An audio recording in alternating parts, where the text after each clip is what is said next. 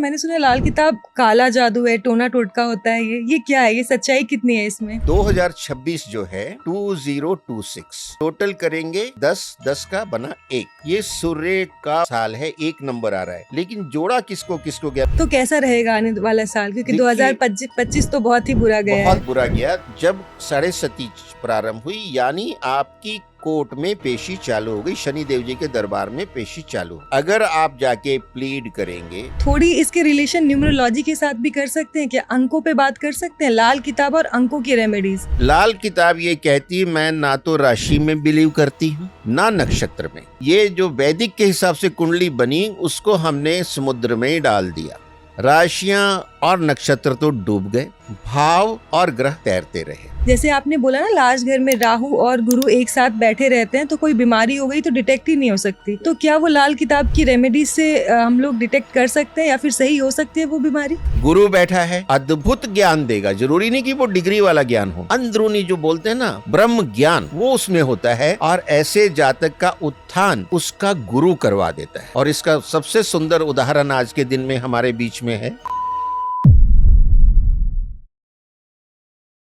नमस्ते sir, welcome to the नमस्कार। Podcast. Welcome to the podcast. Thank you. हाँ जी।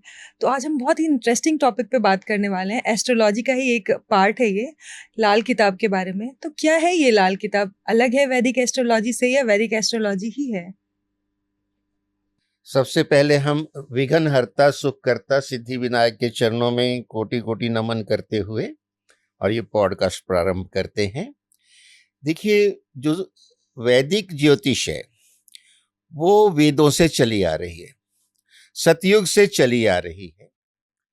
और उसमें बड़े बड़े जो हमारे गुरु हुए हैं, जैसे जैमिनी, पराशर, वराहमिहिर और बहुत से अनसंग हीरो जो हुए हैं, तो उनका कंट्रीब्यूशन है। और इसमें वैदिक में 9 ग्रहों, 12 भाव, 12 राशियां और 27 नक्षत्रों का अध्ययन किया जाता है। और इसका मानव जीवन पे और प्राकृतिक चीजों पे क्या प्रभाव होता है, उसका अध्ययन है। इसी को हम वैदिक ज्योतिष कहते हैं। इसमें मेष से लेके मीन तक 12 राशियां हैं। हर राशि 30 डिग्री की है, 360 डिग्री का भचक्र बनता है पूरा। और इसी में समाहित हैं 27 नक्षत्र। और एक नक्षत्र 13 डिग्री 20 मिनट का होता है। हम उसे 27 से गुना करें तो वो भी 360 डिग्री आता है। और एक राशि में 2.25 नक्षत्र होते हैं, तभी वो 30 डिग्री की पूरी बनती है। और पहली राशि मेष है, इसके स्वामी मंगल होते हैं, ये अग्नि तत्व की राशि है। दूसरी राशि वृषभ है, इसके स्वामी शुक्राचार्य होते हैं, ये पृथ्वी तत्व की राशि है। तीसरी राशि मिथुन है, इसके स्वामी बुध होते हैं और ये वायु तत्व की राशि है। चौथी राशि कर्क है, इसके स्वामी चंद्रमा हैं और ये जल तत्व की राशि है। पांचवी राशि सिंह है, ये अग्नि तत्व की है। और इसी तरह करते हुए अंतिम राशि मीन होती है, जो जल तत्व की है। सबसे पहला नक्षत्र होता है वो केतु का होता है, अश्विनी नक्षत्र। और उसके बाद शुक्र का नक्षत्र आता है भरणी। उसके बाद सूर्य का आता है कृतिका। और इस तरह चलते हुए 27वां नक्षत्र होता है रेवती, जो कि मीन राशि में होता है, अंतिम नक्षत्र होता है। अब जो इस ज्योतिष में ग्रह अपनी राशि के होते हैं, मित्र राशि के होते हैं, उच्च राशि के होते हैं, नीच राशि के होते हैं। उनकी सबकी 7वीं दृष्टि होती है। लेकिन शनि, मंगल और गुरु को ब्रह्मा जी ने विशेष दृष्टियां दी हैं, उनकी 3-3 होती है। जैसे शनि की 7वीं के अलावा तीसरी और 10वीं भी होती है। बृहस्पति जी की 7वीं के अलावा 5वीं और 9वीं होती है। और मंगल जी की 4थी और 8वीं होती है। तो ये हुआ। अब लाल किताब जो है वो पिछले 100 साल की देन है। वो कहीं पंजाब की किसी पुस्तकालय में, अविभाजित भारत के अरेबिक में लिखी हुई रखी हुई थी, और किसने लिखी कोई नाम नहीं है।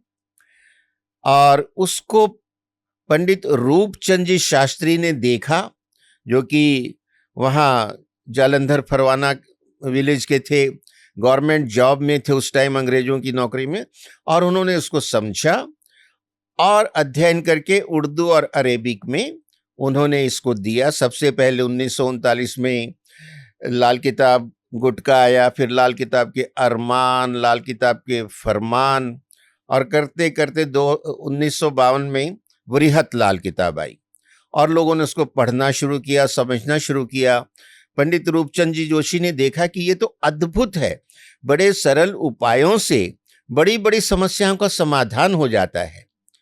तो इस तरह से लाल किताब जनता के सामने आई, और अब ये सोशल मीडिया के कारण पिछले 20-25 साल से जन जन के मुंह पे ये शब्द आ गया है, और बहुत से इसके पॉडकास्ट होते हैं, और बहुत से लेखकों ने, ज्योतिषियों ने इसका अध्ययन करके इस पुस्तक को हिंदी, इंग्लिश और कई भाषाओं में, सरल भाषा में लिखा है, जिससे ये जनता तक पहुंची है।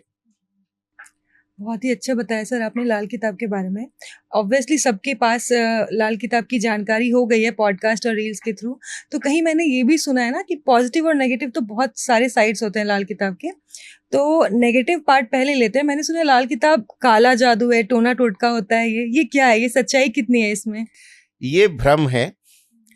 लाल किताब जो है अद्भुत है। ये मानव जीवन के अनुभवों के आधार पे है। हम यूं कह सकते हैं कि वैदिक ज्योतिष जो है वो विज्ञान है। आप ये देखो कि जो एस्ट्रोनॉमी आई है पिछले 500-600 साल से आई है, और कॉपरनिकस और गैलीलियो से शुरू हुई है इटली में।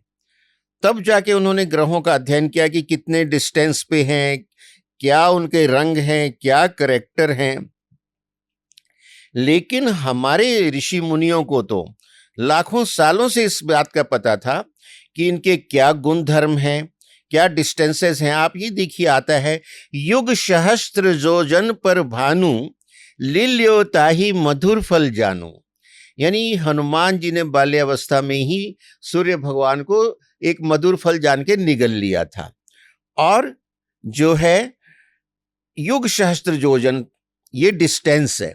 अगर हम इसको डिस्टेंस को कैलकुलेट करके, आज जो नासा ने डिस्टेंस निकाला है सूरज का, बिल्कुल वही सेम टू सेम आता है।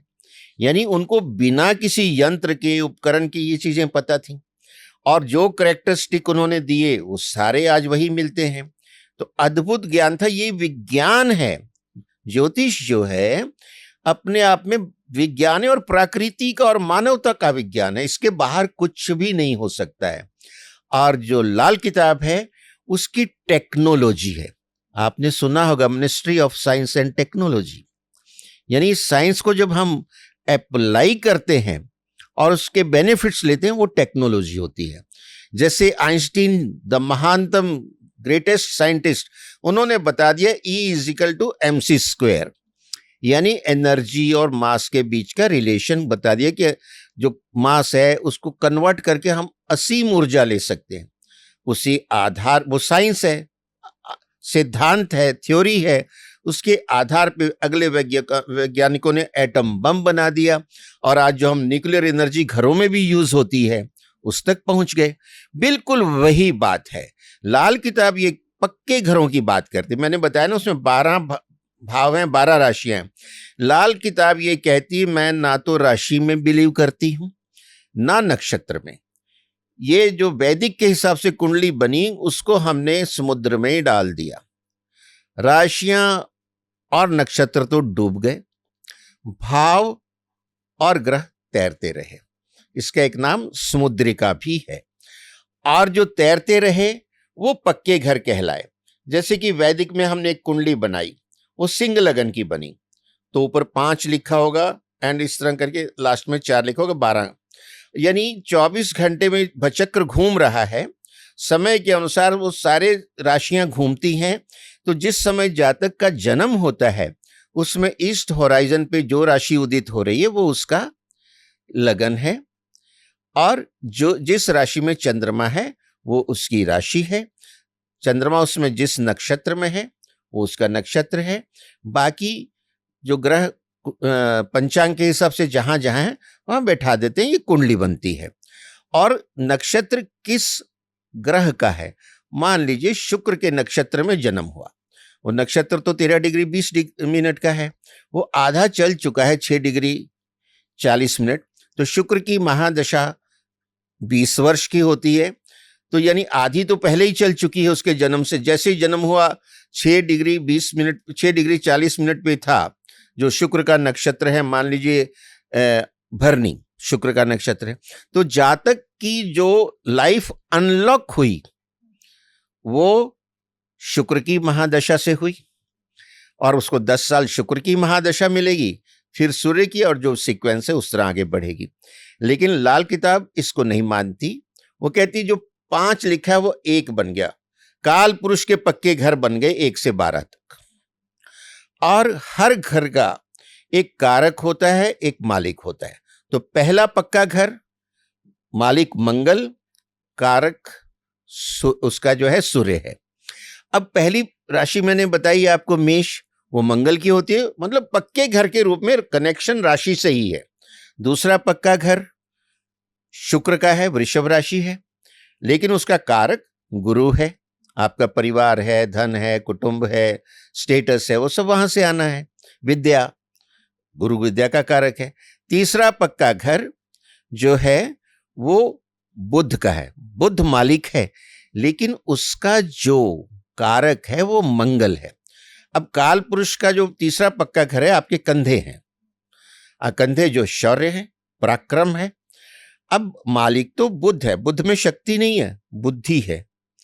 अब स्किल जो है, अब आप देखिए हमारे जो भाला फेंकने वाले हैं 100 मीटर की दूरी पे भाला फेंकते हैं, एक्यूरेट उसी जगह पे जाके लगता है, ये स्किल है, ये बुद्ध देता है। लेकिन 100 मीटर जो उसको फेंकना है उसके लिए जो शौर्य और ताकत है वो मंगल देगा। तो कारक तीसरे घर का मंगल है, वो उतनी शक्ति होगी तभी उतनी दूर फेंक पाएगा। अब जैसे परसों महिलाओं की टीम ने कमाल कर दिया, वर्ल्ड कप जीता है, उनके जो तीसरा घर है बुध और मंगल सबका पराक्रम से भरा हुआ है।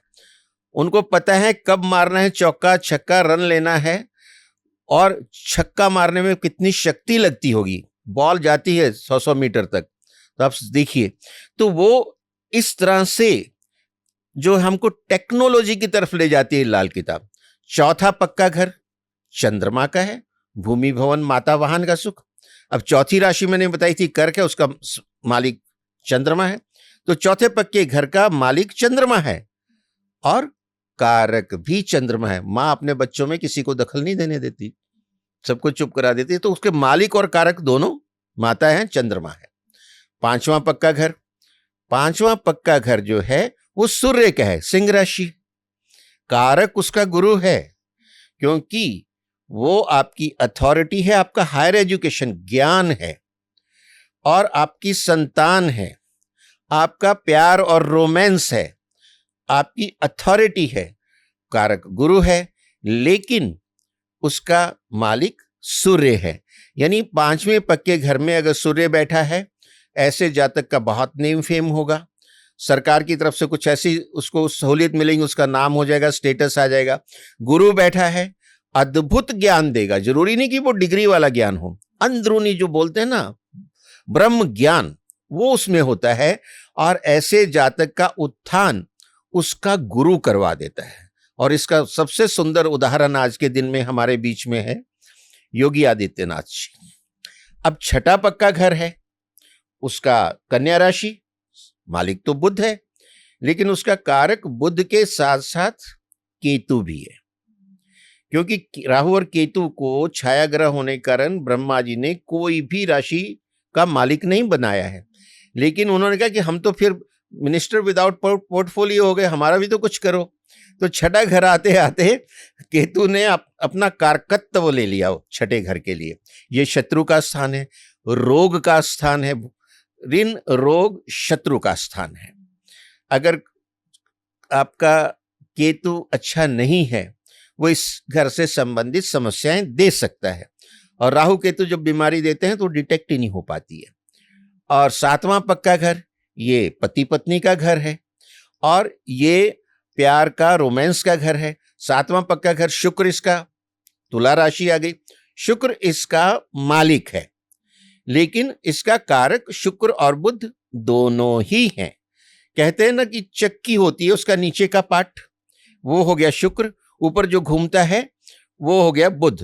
तो इसको कहते हैं ना, चलती चक्की देख के संसार की कबीरा रोए, दो पाटन के बीच में साबुत बचा न कोई। ये इसमें गृहस्थी में घिसते रहते हैं, पिसते रहते हैं लोग, ये संसार की नियति है। 8वां पक्का घर मृत्यु का स्थान है। इसमें जो है आयु भी छुपी है, मृत्यु भी छुपी है। 8वीं राशि वृश्चिक होती है, मंगल उसका मालिक है, तो 8वें पक्के घर का मालिक भी मंगल है। लेकिन इसके कारक जो हैं मंगल, शनि और चंद्रमा तीनों हैं। अब ये कहें ये तीनों कैसे हो गए? पक्का घर तो मंगल का है, ये इसलिए हो गए, ये मृत्यु का स्थान दें।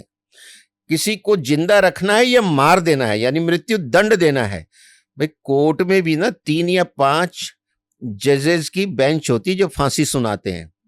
सिंगल जज बायस्ड हो सकता है, बिल्कुल वही थ्योरी आती है कोर्ट वाली कि 3 जो है जजेस की बेंच है। कारक मतलब बेंच है। तो इसमें 8वें पक्के घर के कारक हैं मंगल, शनि और चंद्रमा। और चंद्रमा यहां जरा भी लिहाज नहीं करता, सॉफ्ट प्लेनेट है। लेकिन जो दूध का दूध और पानी का पानी, चंद्रमा दूध भी है, चंद्रमा पानी भी है। ये वहीं से मुहावरा आता है, दूध का दूध पानी का पानी। ये चंद्रमा का करेक्टर है। अब 9वां पक्का घर गुरु का है, धनु राशि है। धनु मतलब गुरु ने धनुष उठा लिया है। अब धनुष वाले गुरु कौन थे? गुरु द्रोणाचार्य। अब उनके शिष्य हो गए, उनको तो सिर्फ आंख दिखेगी, वो अर्जुन थे। और इसके मालिक तो गुरु हैं और इसके कारक भी गुरु हैं। अगर गुरु आपके अच्छे नवम घर में बैठे हैं तो आपका जो समृद्धि है, भाग्य है, बहुत प्रबल होगा।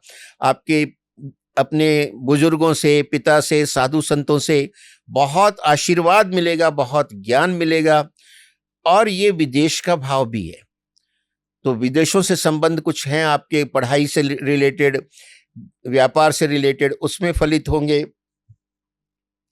और ये आपको धर्म कर्म की तरफ लेके जाएगा, स्पिरिचुअलिटी की तरफ ले जाएगा। और विद द एज आपका रुझान वहां समा जाएगा, क्योंकि ये धर्म का भाव है। और इसके अगला 10वां भाव वो कर्म का है। 10वें पक्के घर के मालिक शनिदेव जी हैं। शनिदेव जी कर्म फलदाता हैं। और हम अपनी जो आजीविका देखते हैं, रोजी रोटी देखते हैं, हाउस ऑफ प्रोफेशन देखते हैं, वो 10वां घर है। वहीं से हमको कर्म मिलना है और रोजी रोटी चलनी है हमारी। और इसके कारक जो हैं शनिदेव जी भी हैं, सूर्य भी हैं, क्योंकि ये राज सत्ता का भी स्थान है, जिसे पार्लियामेंट और राजा की गद्दी कहते हैं, ये वो भी है। तो जब राजा होगा तो प्रजा होगी। सूर्य राजा को इंडिकेट करता है और शनि प्रजा को। और चूंकि सूर्य और शनि पिता पुत्र होके भी खटकती है, तो कभी भी राजा और प्रजा में पूरी जो बोलते हैं ना, हाँ, पूरी बात बनती नहीं है, पूरा इक्विलिब्रियम नहीं आता है, होता रहता है खींचातानी, पूरी दुनिया में होती है। और इतिहास उठा के देख लीजिए, होती थी राजा और प्रजा के बीच। अब राजा जनक जैसे वो विरले थे, राजा राम जैसे विरले थे, लेकिन होती रहती है। ये देखिए भावों में क्या छुपा है पक्के घरों में।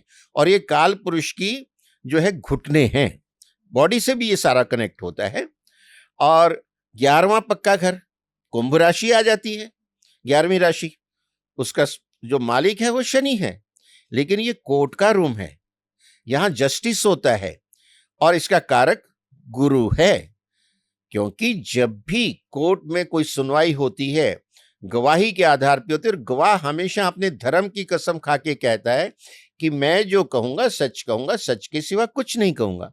तो ये गुरु का रूप आ गया। और फैसला किसने देना है? जज ने, वो शनि, वो मालिक है, वो सामने वो बैठा है। भाई गुरु का जो कसम खा रहा है वो तो कटघरे में खड़ा है, गवाह है। अब इसमें एक और भी रहस्य है कि जो शनि है वो पहाड़ है। शनि पहाड़ है, और गुरु जो है धर्म है, पहाड़ के ऊपर धर्म। भाई आप देखिए कि भोलेनाथ का जो है कैलाश पर्वत पे रहते हैं, भगवान जो है पहाड़ के ऊपर हैं, शनि के ऊपर बैठे हैं। माता रानी वैष्णो देवी पहाड़ के ऊपर है। आप बाबा अमरनाथ को देख लीजिए, पहाड़ के ऊपर हैं।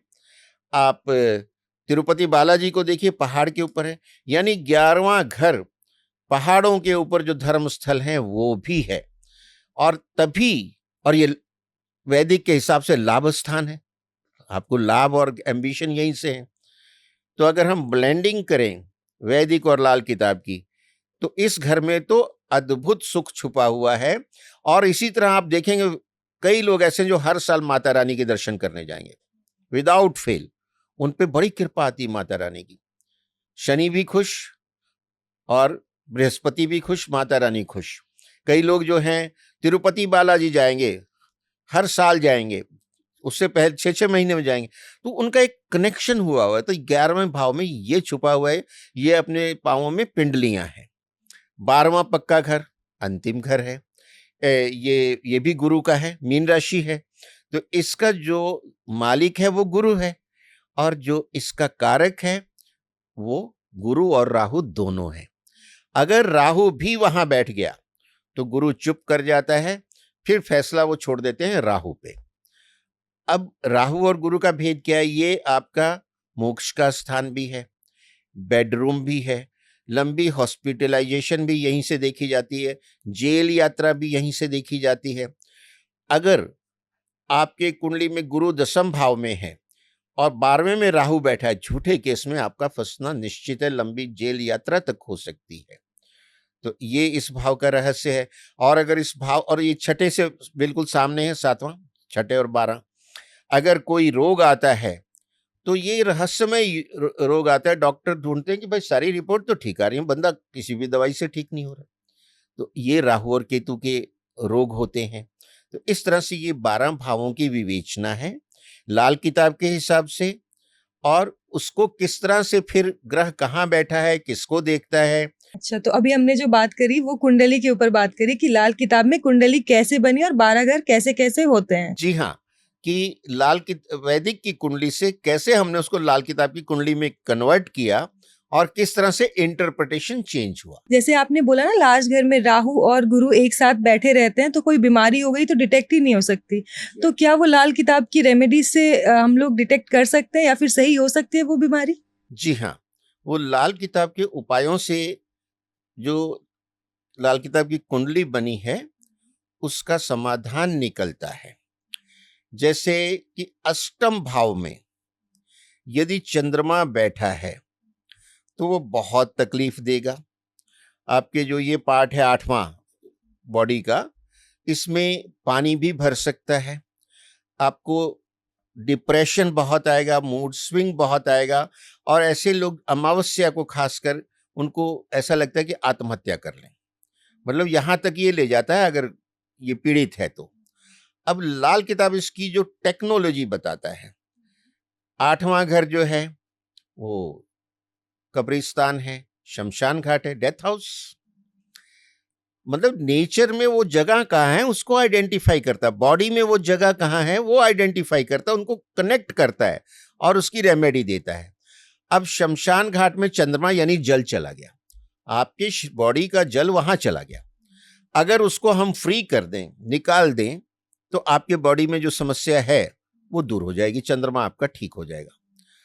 और उसके लिए बड़ा सरल उपाय देती कि शमशान घाट के अंदर आप हैंड पंप लगवा दो। जमीन बोरिंग करेंगे, जमीन फाड़ के पानी बाहर आएगा, हैंड पंप लगा दिया, लोगों के काम आएगा, सार्वजनिक लाभ होगा, आपको उसके फल मिलेंगे, आपका दोष दूर हो गया। अब 12वें में राहु है। 12वें का जो राहु है वो ग्रह फल का और राशि फल का, 2 तरह के ग्रह फल होते हैं लाल किताब में। अब 12वें में जब राहु बैठ गया तो वो ग्रह फल का फल देता है। जब ग्रह फल का फल देता है तो उस पे कोई उपाय काम नहीं करता है, आपको भुगतना पड़ेगा। और अगर वो राशि फल का फल दे रहा है तो उसका उपाय संभव है। अब 12वें में गुरु है, आप गुरु की सेवा करें, साधु संतों की सेवा करें, पीपल के पेड़ लगवाएं पब्लिक प्लेस पे, और पीपल के पेड़ को जल दिया करें। डेली माथे, नाभि और जीभ पे केसर लगाएं, आपके गुरु के प्रभाव अच्छे होने लग जाएंगे। और इतना करने से राहु के दुष्प्रभाव भी कम हो जाएंगे। और उसका एक और भी उपाय है कि 12वें में राहु है तो देसी खांड थोड़ी सी और थोड़े से सौंफ वो बांध के लाल कपड़े में रात को सोते वक्त अपने तकिए के कवर में रख लीजिए और 48 दिन इस तरह से सोइए तो राहु के दोष कुछ हद तक दूर हो जाते हैं। अगर राहु कुंडली के एकादश भाव में है तो बड़े सरल उपाय हैं। 11 पत्ते वाली मूलियां आप अपने सिरहाने रख के सो जाइए और सुबह मंदिर में जाके दे दीजिए। लाल किताब के उपाय इस तरह से बड़े सरल आते हैं, बहुत ही घरेलू उपाय लग रहे हैं मुझे बहुत ही सुन। घरेलू होते हैं। हाँ, बहुत ही घरेलू। जैसे आपने बताया लाल किताब बहुत ही अदर लैंग्वेजेस में भी अवेलेबल है, तो कोई भी अपने कन्वीनियंस के अकॉर्डिंग लाल किताब लेके अगर पढ़ के और रेमेडीज करने लग जाए तो क्या उनके लिए काम करेगा ये? देखिए करेगी, लेकिन एकदम से जो है ना पढ़ के कर लेना वो अच्छा नहीं है, वो नुकसान हो सकता है। बैकफायर कर। एक तो मैं आप बता दूं, लाल किताब के उपाय हमेशा दिन के समय किए जाते हैं, क्योंकि आपको लाल किताब के जो उपाय करते हैं उसमें प्लेनेट की शिफ्टिंग होती है और दिन के समय सूरज होता है, सूरज ग्रह मंडल का राजा है, वो उसको विटनेस करता है कि आपने इस चेंज के लिए रिक्वेस्ट डाली है। उपाय का मतलब ये है, वो उसको अप्रूव करता है। लेकिन जब सूरज नहीं है, इवन क्लाउडी डेज में भी अगर आप लाल किताब के उपाय कर देते हैं तो वो निष्फल हो जाते हैं, क्योंकि सूरज ने देखा कहाँ, क्लाउड थे, आसमान में बारिश हो रही थी। तो ये बड़ी सावधानियां हैं। फिर कोरिलेशन देखना पड़ता है, कौन सा प्लेनेट कहाँ बैठा है, ये सिर्फ लाल किताब में होता है। यानी लाल किताब ये कहती है कि अगर आपके एकादश भाव में राहु बैठा है तो गुरु बर्बाद, निष्फल हो गया। एकादश भाव में केतु बैठा है तो चंद्र बर्बाद। इसी तरह से और भी कोरिलेशन है, तो उनको हमें देखना पड़ता है आपस के कोरिलेशंस को, ताकि उपाय ऐसा कर दें और वो जो ओरिजिनल प्लेनेट बैठा उसके साथ लड़ गया तो वो नुकसान पहुंचा सकता है। इसलिए एक्सपर्ट एडवाइस से ही करना चाहिए, अदरवाइज बैकफायर हो जाता है बहुत। और वर्षफल में जब भी ग्रह 6, 8वें, 12वें में आते हैं तो वो कुछ ना कुछ तकलीफ देते हैं, उनके उपाय करने चाहिए। और जब वर्षफल में ग्रह अपने ही जहां बैठा है वहीं बैठा रह जाता है, उस साल में वो मैक्सिमम अफेक्ट देता है। सर, तो ये तो हमने लाल किताब के बारे में बात की, तो थोड़ी इसके रिलेशन न्यूमरोलॉजी के साथ भी कर सकते हैं क्या? अंकों पे बात कर सकते हैं, लाल किताब और अंकों की रेमेडीज? बिल्कुल कर सकते हैं। लाल किताब की रेमेडीज है, अंकों की भी रेमेडीज हैं, क्योंकि अंक और वैदिक और लाल किताब में कुछ फर्क नहीं, एक दूसरे के कंप्लीमेंट्री और सप्लीमेंट्री हैं। जो ज्योतिष, अंक ज्योतिष है, वो आपको क्विक रिजल्ट देती है। यूं समझिए जैसे आपको भूख लगी, मैगी नूडल तो तुरंत बन जाएगी, ये उस तरह से है। मान लीजिए जातक को ना तो अपना टाइम पता है, ना प्लेस पता है, सिर्फ डेट ऑफ बर्थ पता है, इतने से ये काम कर देती है। यानी जो लोग 1, 10, 19 और 28 तारीख को पैदा हुए हैं, उनका आप टोटल करेंगे तो वो एक ही आएगा। ये सूर्य का अंक है, ग्रह मंडल का राजा है। कहते ना ये तो A1 है, जैसा बोलचाल में बोलते हैं, तो ये A1 है, नंबर 1, मतलब ये ग्रह मंडल का राजा है। अब एक वाले की क्या कैरेक्टरिस्टिक होगी? राजा है, राजा है तो फिर वो ईगो तो होगी, मजेस्टिक होगा वो, और वो जल्दी से किसी की बातों में आएगा नहीं, वो अपने हिसाब से सोच समझ के करेगा। अब 1 नंबर का उपाय क्या है? इसको अच्छा करना है, आप सूर्य को जल दीजिए, बहुत सरल है।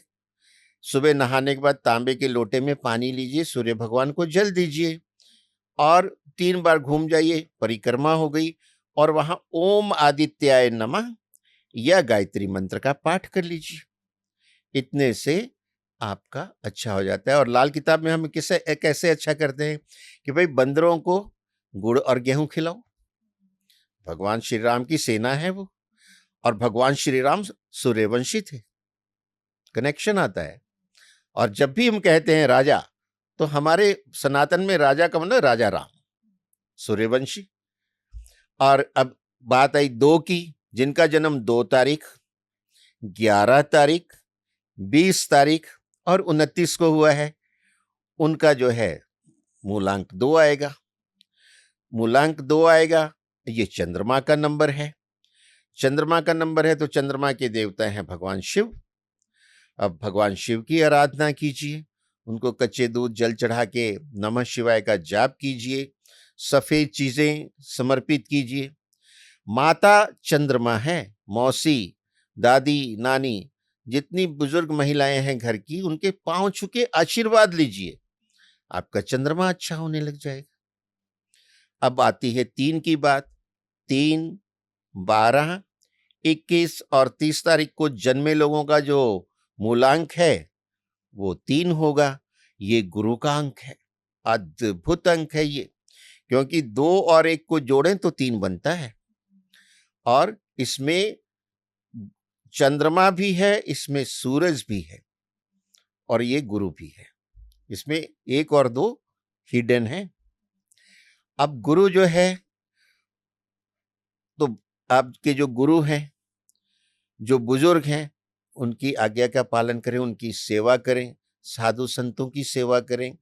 डेली माथे, नाभि और जीभ पे केसर लगाएं, इससे गुरु आपको बहुत बढ़िया होने लग जाएगा, आपको फील आ जाएगा।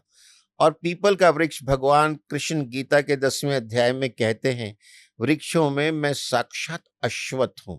अश्वत्थ मतलब पीपल। आप उसको एक चुटकी हल्दी पाउडर पानी में मिलाइए और पीपल की जड़ में पानी दे दीजिए, लेकिन संडे को नहीं देना होता है। और यूं फील कीजिए कि भगवान श्री कृष्ण के चरणों में खड़े हैं, और वहीं खड़े खड़े जल देने के बाद ओम नमो भगवते वासुदेवाय का जाप कर लीजिए। अब देखिए आपका गुरु की कृपा बहुत अच्छे से आने लगेगी, हर काम में तरक्की होने लगेगी। अब 4 नंबर। अब आप ये देखिए माइथोलॉजी कुंभ की, जब देवासुर संग्राम हुआ है तो राहु ने धोखे से अमृत पान किया था, भगवान विष्णु ने सुदर्शन चक्र से गर्दन काटी, धड़ और गर्दन अलग होगी लेकिन मरे नहीं वो। तो वो आज भी देवी देवताओं को तंग करते हैं, ग्रहण लगाते हैं सूर्य चंद्र को। अब जब वो अमृत कलश को बचाने के लिए कौन लेके भागे थे? सूर्य, चंद्रमा और गुरु। पहला नंबर सूर्य का, दूसरा चंद्रमा का, तीसरा गुरु का। जैसे आगे सामने कौन खड़ा है? राहु 4 नंबर पे। इसी से बचाने के लिए वो लेके भागे थे। कुंभ के मेले की माइथोलॉजी यही है। वो सामने अब भी खड़ा है, हटा नहीं है, आज भी खड़ा है। तो राहु खड़ा है। अब राहु है, बहुत शार्प ब्रेन है, बहुत शातिर है, ये पॉलिटिक्स में, रिसर्च में बहुत आगे बढ़ते हैं। ये आज का जो आप देख रहे हैं इलेक्ट्रॉनिक मीडिया, ये सारा राहु की ग्रिप में दिखाई कुछ नहीं देता, लेकिन है सब कुछ। राहु और केतु छाया ग्रह हैं, दिखाई नहीं देते हैं। अब लाल किताब में राहु की देवी मां सरस्वती हैं, बुद्धि, ज्ञान सब वही है। अब राहु को अच्छा करना है, राहु का जानवर है हाथी। आप हाथी की सेवा कीजिए, कर सकते हैं, क्योंकि हाथी तो हर जगह मिलता नहीं है। आप जो है सूअर जो है वो भी राहु के अंतर्गत आता है, तो अगर वो पॉसिबल है, नहीं तो जो कोढ़ी होते हैं, कुष्ठ रोगी होते हैं, उनकी सेवा कीजिए, लंगड़े लूलों की सेवा कीजिए। चींटियों को आटा चीनी मिक्स करके त्रिचोली बोलते हैं, काले तिल भी डाल के डालिए, उससे आपके राहु केतु अच्छे होनेंगे। और 7 तरह के अनाज मिक्स करके, सतनाजा बोलते हैं, वो आप पक्षियों को खिलाइए। पक्षी जब वो दाने खा के आकाश की तरफ उड़ते हैं, नीला आकाश राहु है, वहां जाके आपकी अप्रेजल करते हैं कि जो हम गए थे धरती पे तो हमारी ये सेवा हुई है, हमें खाना दिया गया है। और इस जातक ने आपको लगता है आपको नहीं जानते, वो पहचानते हैं किसने दिया। अप्रेजल होती है, राहु की कृपा आनी शुरू हो जाती है। इतने सरल उपाय हैं। अब 5 नंबर बुध का है और ये अद्भुत है। 4 नंबर इधर हो गए, फिर बुध आया, बुध के बाद फिर 4 हैं 6 से 9 तक, यानी एकदम सेंटर में। ये युवराज है बुध जो है, और बुद्धि इसी के पास है। अगर ये कुंडली में बढ़िया है, लाल किताब में भी हम ये कहते हैं कि कुंडली में अगर बुध बढ़िया है तो आपके सारे ग्रह शुभ फल देंगे। अगर बुध आपका खराब हो गया तो दूसरे ग्रह भी असमर्थ हो जाएंगे। और ये लेजन का, वाणी का, कम्युनिकेशन का मास्टर है। ये जो आज का इलेक्ट्रॉनिक मीडिया और कम्युनिकेशन हम देख रहे हैं, ये बुध और राहु की ही आशीर्वाद है। जिनका ये बढ़िया है वो मीडिया में, यूट्यूब पे और छाए हुए हैं। जो यूट्यूब के हीरोज हैं और इंस्टा के और दूसरे, वो उनका यही 2 ग्रहों का मेन कमाल है, बुध का और राहु का। अब बुध है, उसका रंग हरा है। आप तोते की सेवा कीजिए। अब न्यूमेरोलॉजी में जरूरी तो नहीं है 9 के 9 डिजिट आए, वो बड़े रेयर होते हैं। जनरली 5 6 तक जाते हैं। 2 3 4 तक तो मिसिंग बहुत कॉमन मिलते हैं। और अगर आप देख लीजिए कि 2000 ये 20 जनवरी 20 फरवरी 2022, इसमें डिजिट तो सिर्फ 2 ही है, 2 2 2 2, कुछ नहीं बाकी। अगर इनको पूरा जोड़ देंगे 2 2 4 और 4 8, तो ये जो है दो कितने हो गए, 2 2 4 और 6 10, तो एक इसका भाग्यांक आ जाएगा। मूलांक तो 2 है, बाकी तो नंबर गायब हो गए। आप अगर वो भी निकाल लें कुआ नंबर इनका, तो भी उसमें एक नंबर आ जाएगा 6, और अगर जेंट्स का केस है तो वो 5 आ जाएगा, और लेडीज का है तो 1 रहेगा। जो 5 वहां से इनडायरेक्टली आ गया। कुआ नंबर सिर्फ 20% कंट्रीब्यूट करता है, 100% ताकत नहीं होती है उसमें। तो अब ये सारे नंबर तो आ नहीं सकते, और अगर 5 नंबर आपके नहीं है, मिसिंग है, जो कि जनरली होता ही है 90% लोगों का, तो कुंडली अच्छे फल नहीं देगी।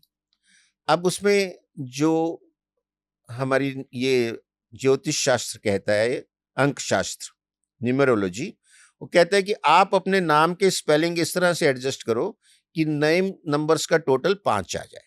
तो स्पेलिंग आगे पीछे करके गाइड किया जाता है। और 5 को अच्छा करने के लिए लाल किताब के हिसाब से नाक में छेदन करवाना चाहिए, ये बीच की झिल्ली में। तो वहां छोटी सी तार से वो कर देते हैं छेदन, वो 96 डेज के लिए वहीं छोड़ देते हैं। तो आपकी बॉडी में नर्वस सिस्टम है बुध, वो अच्छा हो जाता है, आपकी बुद्धि अच्छी होने लग जाती है। और आप हरी चीजों का दान कीजिए। जो किन्नर होते हैं, ट्रांसजेंडर, वो भी बुध के अंतर्गत आते हैं, क्योंकि बुध नपुंसक है। तो उसको हरी साड़ी, हरे फल, हरी सब्जियां, मूंग की साबुत दाल और हरी मिठाई, इस तरह, और हरा नोट 50 का जो है आजकल, तो इस तरह से उनको दान देके आशीर्वाद दीजिए। बुध अच्छा होना शुरू हो जाता है। 100% रिपेयर कोई चीज नहीं होती है, ये ध्यान रखना। पूरे जो ओरिजिनल के फल हैं वो नहीं मिलेंगे, लेकिन कुछ हद तक सुधार होगा। ये उनके लिए जिनका 5 मिसिंग है, उनके मिसिंग है, उनके लिए बता रहा हूं कि नेम नंबर को 5 पे ले आए किसी अंक ज्योतिष से समझ के, और किन्नर की सेवा कर दें, तोते की सेवा कर दें अगर पॉसिबल है। तोते कहीं झुंड के झुंड होते हैं, वहां उनको जाके कुछ खाने को डाले। हरी मूंग भिगो कर रात को सुबह पक्षियों को डाल दीजिए। तो एक कुछ उपाय करने से ये अच्छा होने लग जाता है। अब जो 6 नंबर है, अच्छा हाँ, 5 का हमने जो बताया ना, 5 14 23, ये जो इनकी टोटल आएगी ये 5 पे आएगी। और बुध के देवता गणपति जी हैं, गणेश जी की आराधना करें। अब 6 नंबर जो है, 6 नंबर शुक्र का है। 6 15 और 24 जिनका है उनका 6 आएगा टोटल। ये शुक्र का है, और गाय माता भी शुक्र को रिप्रेजेंट करती हैं, और भगवान कृष्ण तो गाय की सेवा में ही रत रहते थे। अब शुक्र को अच्छा करना है, गाय की सेवा कीजिए, महिलाओं का सम्मान कीजिए। महिला का अपमान किया नहीं, शुक्र खराब हुआ। ये मैं समझा दूं लोगों को। तो महिलाओं का सम्मान कीजिए। अब शुक्र की चीजें क्या है? सफेद दही है, चीनी है, आटा है, और पनीर है, खोया है, सफेद बर्फी है, ये सारी चीजें शुक्र की हैं। ये आप दान कीजिए। नहीं तो सफेद आइसक्रीम आती है, वो बच्चों में बांटिए। अगर जितना आपकी सामर्थ्य है, गाय की सेवा रेगुलर कीजिए। कभी उसको चारा खिलाते रहिए, रोटी, गुड़, और कभी कभी उबले आलू भी हम कहते हैं, खिला दीजिए उसको। और अपने आप को साफ सुथरा रखिए, अच्छे धुले हुए कपड़े हों हमेशा, और जो है हल्का सा परफ्यूम, इत्र, कॉस्मेटिक्स जरूर यूज करें। अब कई लोग कहते हैं मोदी दिन में 3-3 बार कपड़े बदल लेते हैं, जैकेट बदल लेते हैं। बड़ा अच्छा है, उससे उनका शुक्र अच्छा रहता है। शुक्र से समृद्धि आती है, माता लक्ष्मी का नंबर है ये। तो देश की समृद्धि वो 11 नंबर पे हुआ करता था जब आए थे। देश की इकोनॉमी आज चौथे पे आ गई है भाई, जैकेट बदल बदल के। तो इन चीजों का, हर चीज का को रिलेशन है। और जो शुक्र की और चीजें हैं मैंने बताया, उनके समय समय पे दान कीजिए, माता लक्ष्मी की पूजा कीजिए। आप हर शुक्रवार को घर में खीर बनाइए, माता लक्ष्मी जी को भोग लगवाइए, श्री सुक्तम का पाठ कीजिए। मैं आपको जो है अंक शास्त्र, वैदिक और लाल किताब तीनों की ब्लेंडिंग करके बता रहा हूं। द बेस्ट पॉसिबल इफेक्ट आप ले सकते हैं। और सबसे मीठा बोलिए। 7 ये केतु का नंबर है। अब केतु और राहु तो कटे हुए हैं, लेकिन फिर भी लाल किताब में कहा गया है केतु को नेकी का फरिश्ता। कई बार तो इसको at par with Guru consider किया जाता है।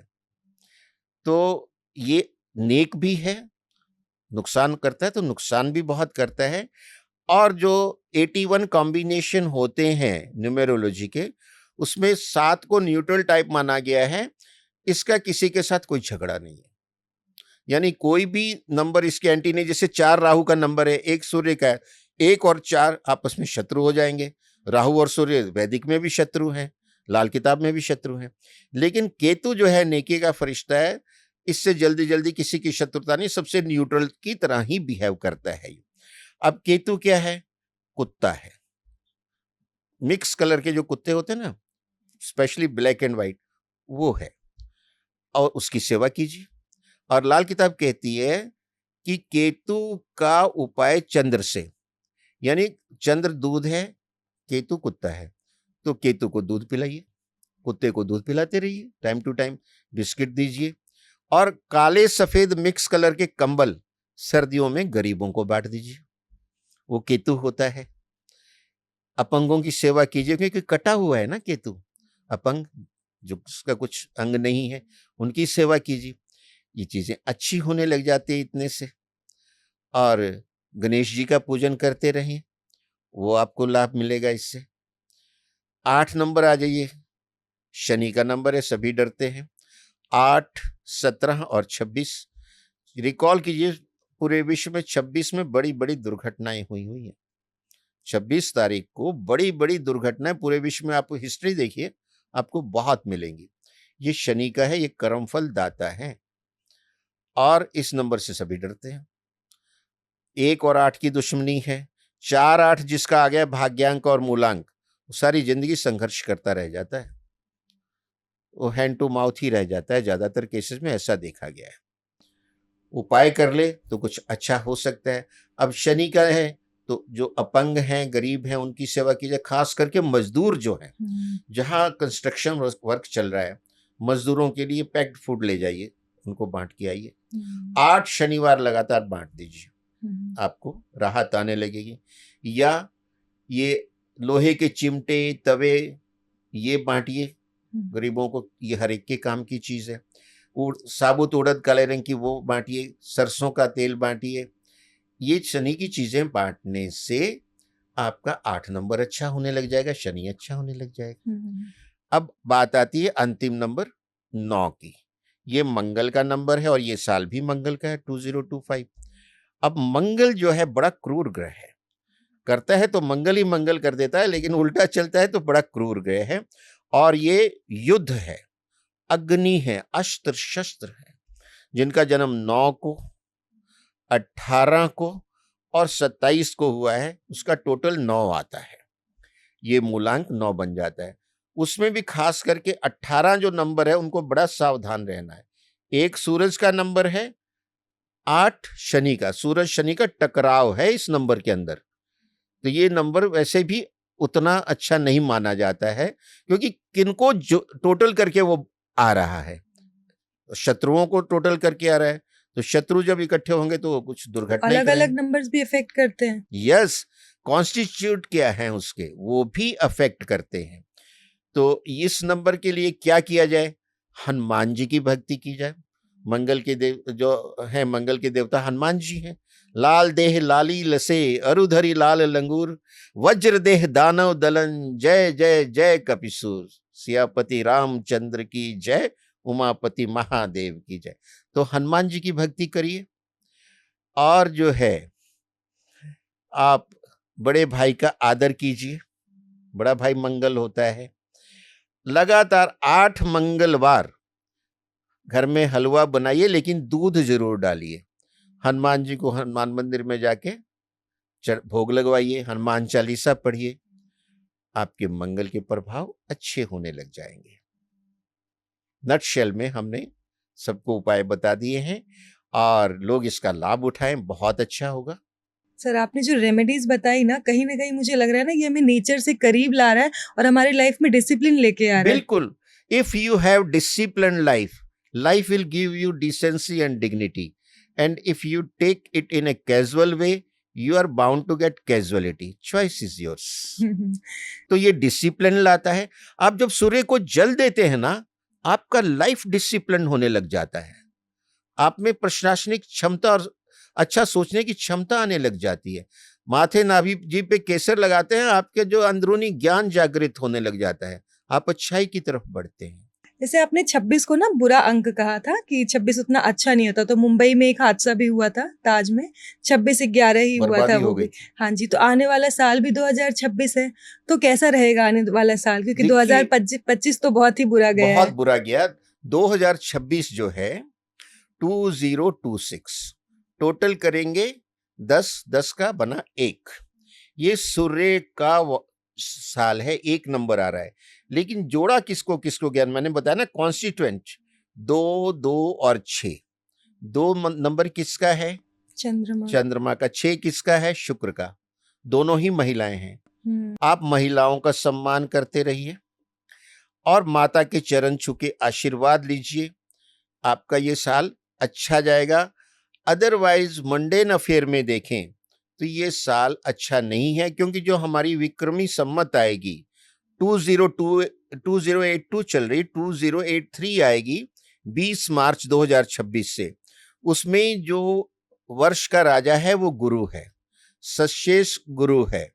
चंद्रमा दुर्गेश है, फलेश है, मतलब जो ग्रह मंडल का राजा सूर्य है उसको कोई भी पद नहीं मिला हुआ है अगले साल में, अगर हम अपनी वैदिक से देखते हैं।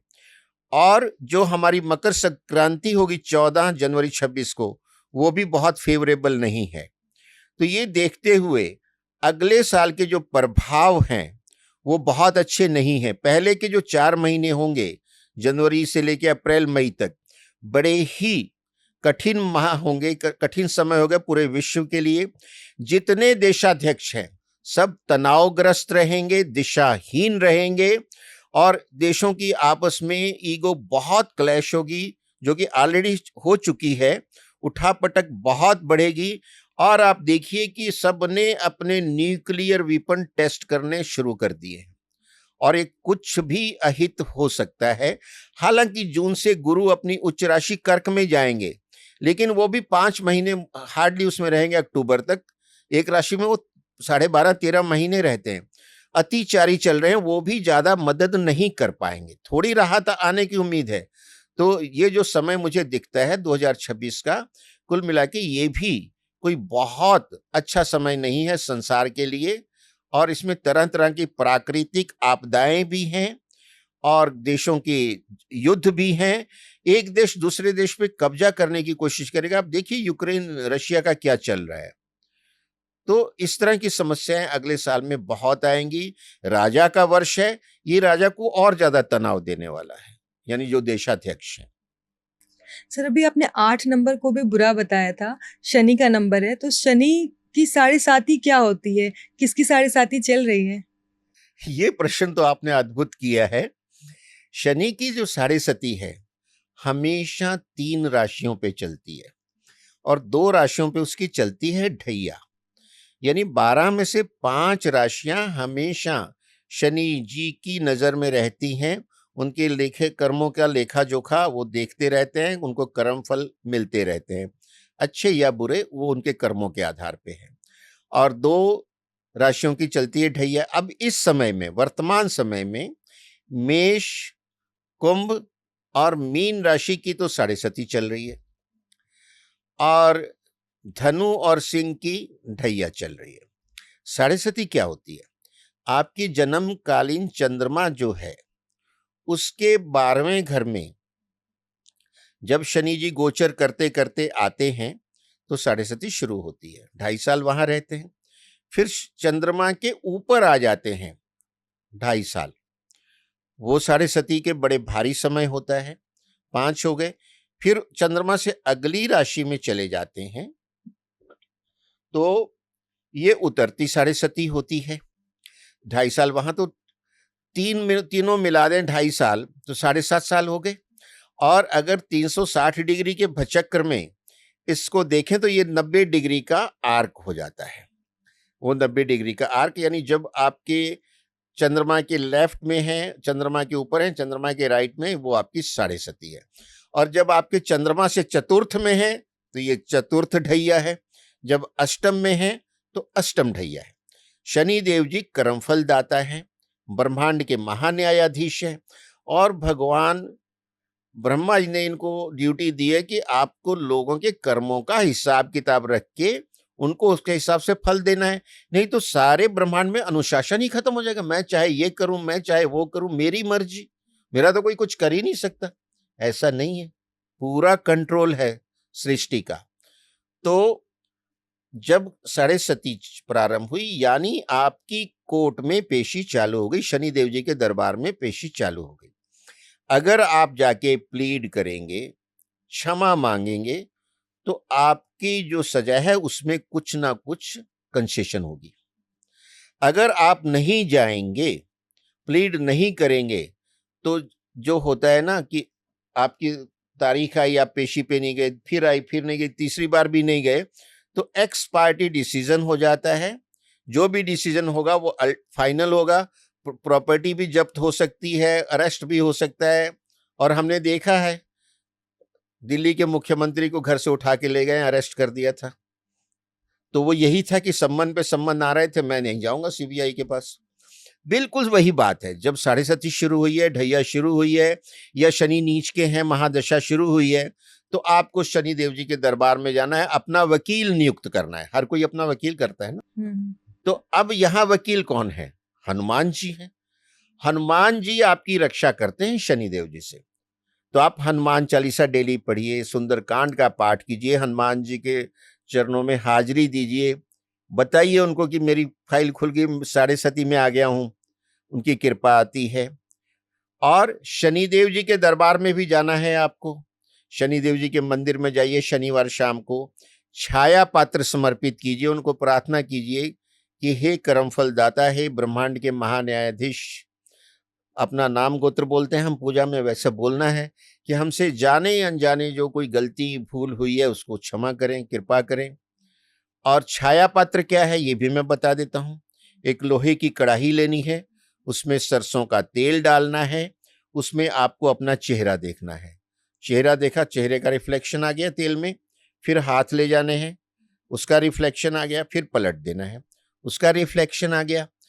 और ये आपका आधार कार्ड है। आधार कार्ड भी आपने ऐसे ही बनवाया था, हाथों के या उंगलियों के प्रिंट देके, आंखों की फोटो देके।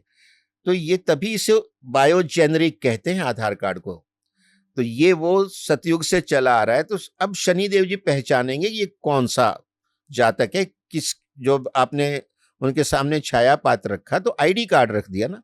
आप अभी भी एयरपोर्ट पे जाते हैं, पहले आईडी कार्ड दिखाते हैं ना, तब अंदर जाने देते हैं। अब आपकी एंट्री हो गई, वहां उनके दरबार में हाजिरी, प्रार्थना कीजिए। फिर आप 1.25 किलो काली उड़द, 1.25 किलो काले चने, 1.25 मीटर काला कपड़ा, एक काला छाता, ये सब समर्पित करके, ये शनि की चीजें हैं। आपकी सुनवाई शुरू हो जाएगी, आपके जो कष्ट हैं वो कम होने लगेंगे, टाइम टू टाइम शनिवार को जाइए, वहां जाके प्रार्थना कीजिए और शनि जी के मंत्रों का जाप कीजिए। ये है इसका रहस्य, कोई मुश्किल नहीं। और फिर अगर आपने बहुत ही बुरे कर्म किए हैं तो भाई आपको भुगतने तो पड़ेंगे, वो तो किसी के भी इस तरह क्षमा नहीं होते हैं। गुरु भी आपके कर्मों में हाथ नहीं डालता है, आपको गाइड जरूर कर देगा, आपको शक्ति देगा उसको झेलने की, लेकिन उसमें हाथ नहीं डालेगा। तो सर कुल मिला के हमें अपने कर्म ही अच्छे रखने हैं। बिल्कुल, हमें अपने कर्मों पे ध्यान देना है, कर्म अच्छे रखने हैं और कर्मफल के आधार पे ही जीवन चलता है। आप कहते हैं यार ये बंदा ना कुछ भी नहीं करता, जहां मिट्टी को हाथ लगाता है सोना हो जाता है, और मैं मेहनत करते मर जाता हूं, कुछ नहीं मिलता। तो भाई वो पिछले जन्मों के कर्मफल ऐसे लेके आया है कि इस जन्म में कुछ भी करता है उसको सफलता मिल जाती है। और आपका हॉरोस्कोप क्या है? It is nothing but carry forward balance sheet of your previous birth deeds. वो तो आप लेके आए जिसको प्रारब्ध कहते हैं, तो वो तो आपको भुगतना पड़ेगा। तो आप परमात्मा से जुड़े रहिए, छोटे छोटे उपाय करते रहिए, विनम्र रहिए, किसी का बुरा मत कीजिए, सदाचार का पालन करें, झूठ ना बोलें, किसी की झूठी गवाही ना दें, तो चीजें अच्छी होती चली जाती हैं। Thank you so much sir, आपने जो बताया ना वो एक तरह से लाइफ जीने का तरीका बता दिया है हमें। इसको फॉलो करके हम अपनी लाइफ को अच्छा बना सकते जी हैं। हाँ, थैंक यू। और मुझे भी बड़ी खुशी हुई आपके साथ ये पॉडकास्ट करके, और हमारे बताए उपायों से लोग जो है लाभ लें, उनका पालन करें और अपने जीवन को अच्छा करें। विश्व का कल्याण हो, प्राणियों में सद्भावना हो, सर्वे भवन्तु सुखिनः, सर्वे सन्तु निरामय। जय श्री राम। जय श्री राम।